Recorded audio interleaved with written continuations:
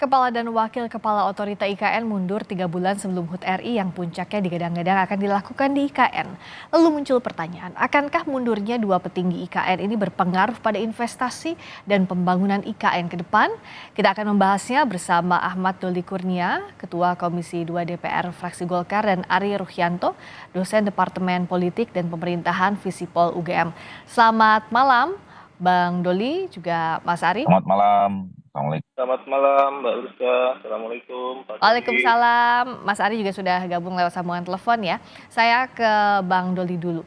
Jadi kalau kata Pak Jokowi pembangunan lanjut terus sesuai visi misi. Nah ini realistis atau tidak Bang Doli? Sementara yang masih harus dikejar adalah investasinya masih jauh dari target, juga pembebasan lahan ini masih belum tercapai sampai sekarang. Iya, saya kira kan pembangunan atau pemindahan ibu kota ini sudah terencana dengan matang justru ya. Kita memulai dengan dasar pembuatan undang-undang, terus kemudian lampiran undang-undang itu ada master plan-nya, kemudian dibuat pentahapan-pentahapannya, ya bahkan sebetulnya di dalam master plan itu pemindahan ini akan selesai tuntas itu selama 23 tahun sampai 2045. Jadi ada tahapan-tahapannya. Nah, tahapan pertama ini kan sedang berlangsung, di mana ada beberapa kantor atau istana gitu ya, kantor kepresidenan, beberapa 4 kantor kementerian koordinator, kemudian juga fasilitas pendukung ya, termasuk perumahan menteri dan segala macam itu, ini kan sudah tadi di atas 70-80% semua gitu. Ya. Nah, jadi sebenarnya ini ya bukan soal realistis, memang sudah ada. Kita terakhir berkunjung ke sana melihat memang progresnya cukup meyakinkan, dan target pertama kan nanti upacara bendera tanggal 17 Agustus ya, dan sebelumnya pada bulan Juni dan bulan Juli Presiden sudah mulai berkantor di sana, dan kemudian beberapa kementerian juga sudah mulai dipindahkan gitu. Jadi kalau kami sebagai Komisi 2 dan kemudian yang terlibat ya sebagai mitra ya, Komisi 2 kan mitranya Ya.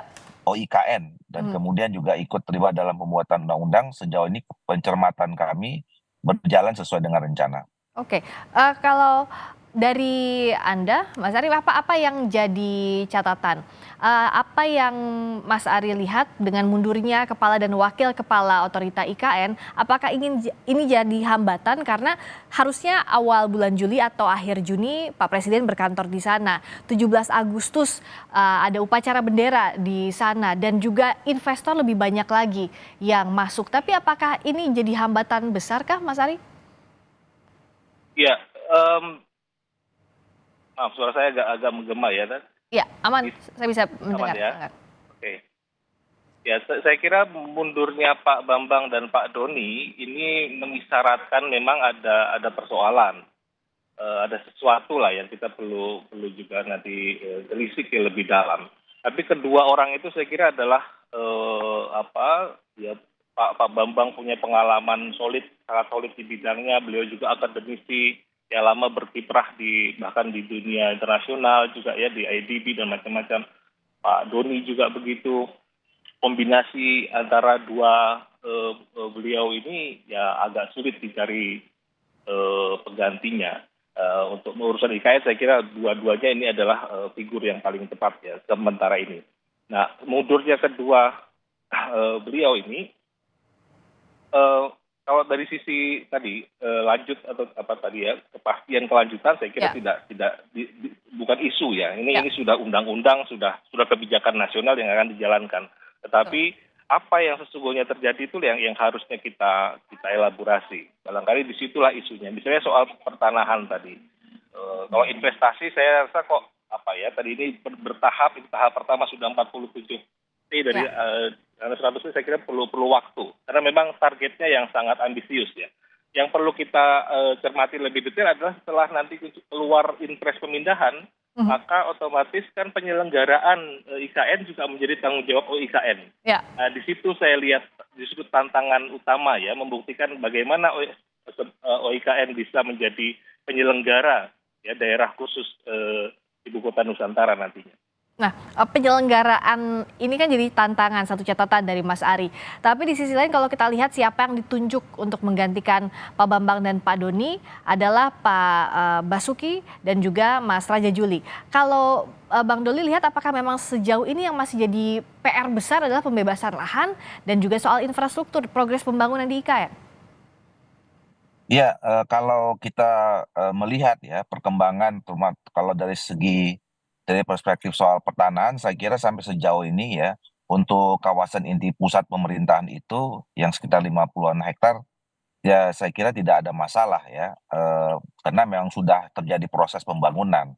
Nah, cuman memang yang perlu dikejar, fokus dari proses ini adalah konstruksi ya. Mhm. Dan saya kira penunjukan Pak Basuki sebagai Menteri PUPR dan selama ini juga yang melakukan ya, yang in charge ya terhadap proses pembangunan, mengkoordinir semua itu juga adalah Kementerian PUPR. Jadi Mhm. saya kira keputusannya tepat.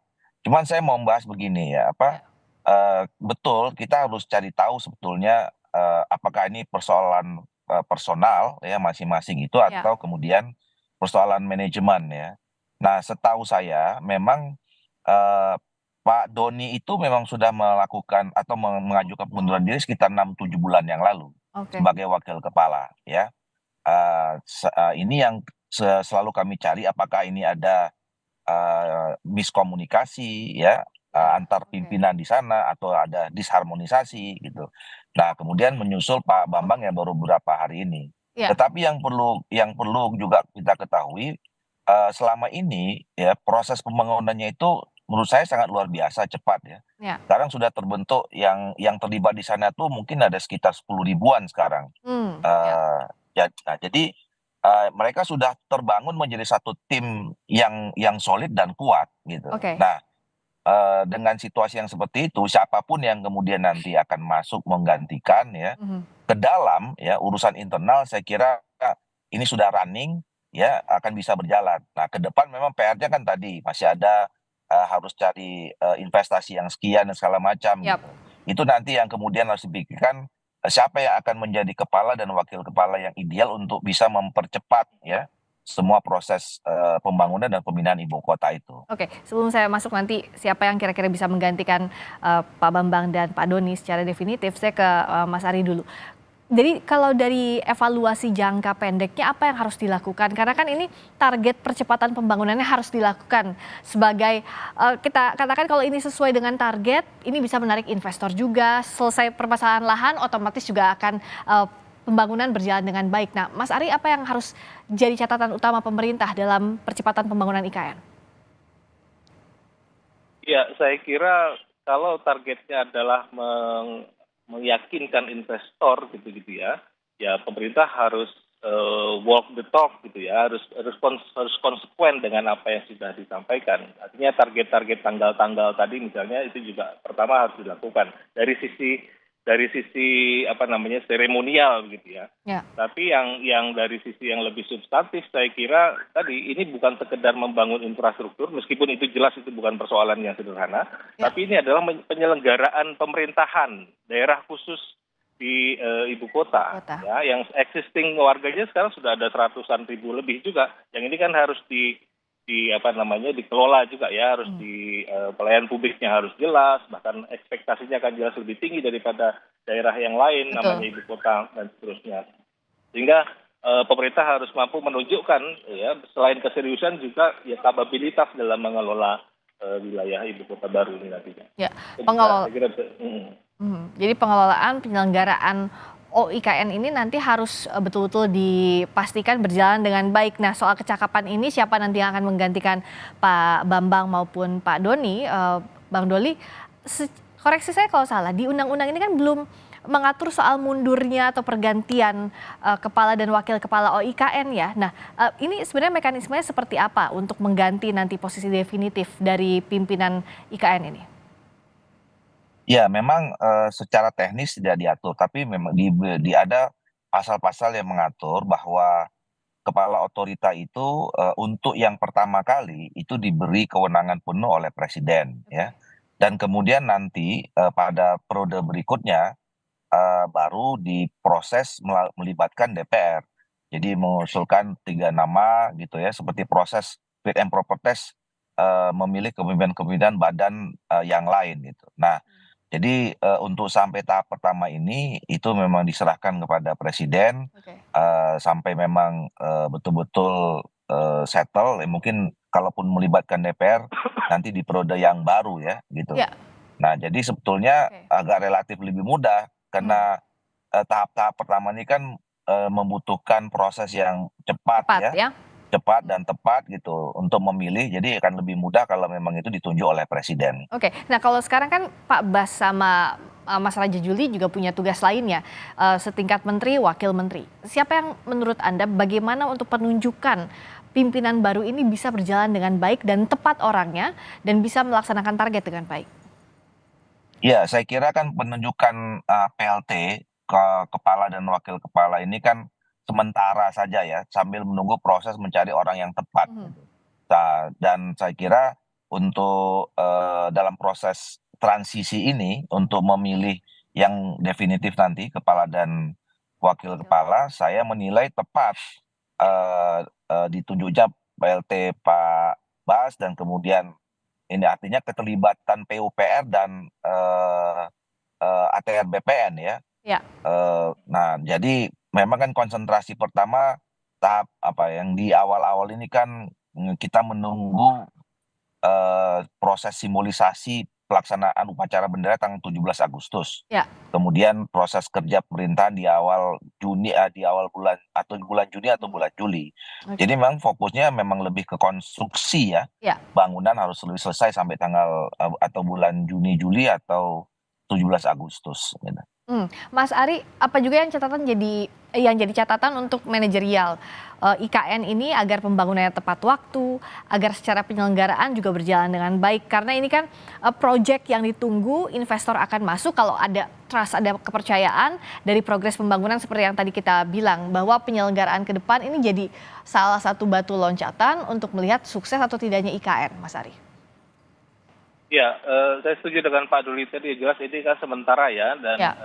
tidak bisa disambi nih. Pak Bas juga kerjaannya banyak nih. Ada 200 PSN yang harus juga selesai sebelum 2024 berakhir. Lalu kemudian komunikasi selain internal IKN dan juga kementerian dan lembaga, juga Ya. saya kira yang tidak kalah penting adalah dengan pemerintah daerah, Mbak. Ya. Dengan pemerintah provinsi Kaltim, lalu dengan daerah sekitar ya, Penajam Pasar Utara, dengan Kutai Kartanegara, Balikpapan dan sekitarnya ini yang akan menjadi wilayah supporting system bagi OIKN ini, saya kira perlu juga dibuat lebih solid lagi. Ya. Saya dengar komunikasi ke daerah ini agak kurang. Nah, itu yang saya Oke. kira perlu juga Nah, yang sosok yang penting itu sebenarnya lebih ke untuk pembangunannya kah? Atau justru yang bisa running untuk menjalankan pemerintahan, memimpin pemerintahan satu daerah seperti daerah lainnya? Karena kan ini untuk IKN, ibu kota baru, ini karakteristiknya tentu akan berbeda ya, akan tricky untuk memilihnya. Mas Ari. Oh iya, ada dua level ini, Mbak. Ini kan pemerintahan yang belum ada contohnya di Indonesia ya. Ya. OIKN ini selevel kementerian, tapi pada saat yang sama adalah pemerintah daerah khusus. Ya. Kita masih nunggu perpresnya terkait dengan kelembagaan ini. Saya belum yakin Ya. sudah ada kelembagaan OIKN, tetapi jelas akan setelah nanti Presiden mengeluarkan impres pemindahan, jelas akan menjalankan fungsi-fungsi pemerintahan daerah, termasuk pelayanan publik, kesehatan, pendidikan, dan sebagainya, ya 31 urusan daerah. Pada saat yang sama juga proses pemindahan ini akan terus berlanjut setelah sampai 2045 ya, secara bertahap akan terus berlanjut. Ya, Nah itu dimensinya. Ini yang harus ditimbang dengan baik, termasuk juga mengejar percepatan pembangunan agar sesuai target ibu kota Nusantara ini. Kita lihat perkembangannya. Terima kasih Bung Doli, Ahmad Doli Kurnia, Ketua Komisi 2 DPR Golkar. Terima kasih juga Mas Ari Ruhyanto, dosen Departemen Politik dan Pemerintahan Visipol UGM. Selamat malam. Sama-sama, terima kasih. Mas Ari. Selamat malam.